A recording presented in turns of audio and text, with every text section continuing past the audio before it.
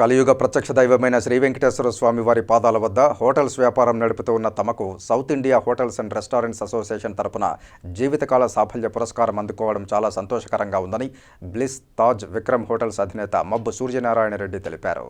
తిరుచానూరు వద్ద గల స్థానిక ప్రైవేట్ హోటల్లో బ్లిస్ తాజ్ విక్రమ్ హోటల్స్ అధినేత మబ్బు సూర్యనారాయణ రెడ్డి శనివారం పాత్రికేయుల సమావేశం నిర్వహించారు.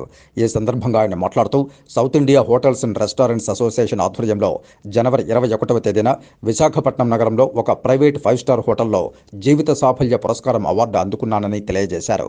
అలాగే వ్యాపార రంగంలో తాను ఎదుర్కొంటున్న ఒడిదుడుకులు వివరిస్తూ 1965లో ఒక చిన్న హోటల్తో తన వ్యాపారాన్ని మొదలుపెట్టానని, 1976లో ఆర్టీసీ బస్టాండ్ వద్ద మరొక హోటల్ను ప్రారంభించడం జరిగిందని, అలాగే 1996లో 3 నక్షత్రాల హోటల్ బ్లిస్ స్థాపించడం జరిగిందని వివరించారు.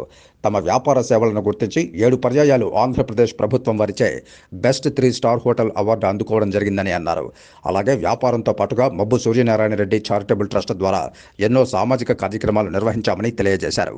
శ్రీ వెంకటేశ్వర స్వామి వారి దయతో 50 సంవత్సరాలుగా హోటల్ వ్యాపార రంగంలో ఉన్నానని గర్వపడ్డారు.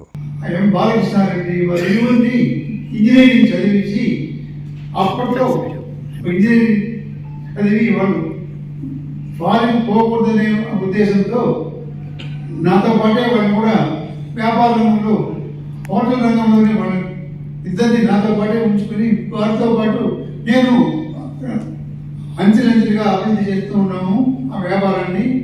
అంతేకాకుండా కూడా అప్పట్లో కొండపైకి వచ్చే జనాలను చూసి ఇంకో హోటల్ కూడా కడితే బాగుంటుంది అనే ఉద్దేశంలో 1990లో ఇప్పుడు ఈ తాజ్ హోటల్లో మీటింగ్ చేస్తున్నాము. ఈ జాగాను ఇక్కడ 4 ఎకరాల స్థలం తీసుకున్నాను. అప్పటి నుంచి కష్టపడుతూ దీన్ని కట్టాలా అనే ఉద్దేశంతో 2019లో తాజ్ హోటల్ నిర్మించాను. అది 5-స్టార్ హోటల్గా దానికి తీసుకున్నాము.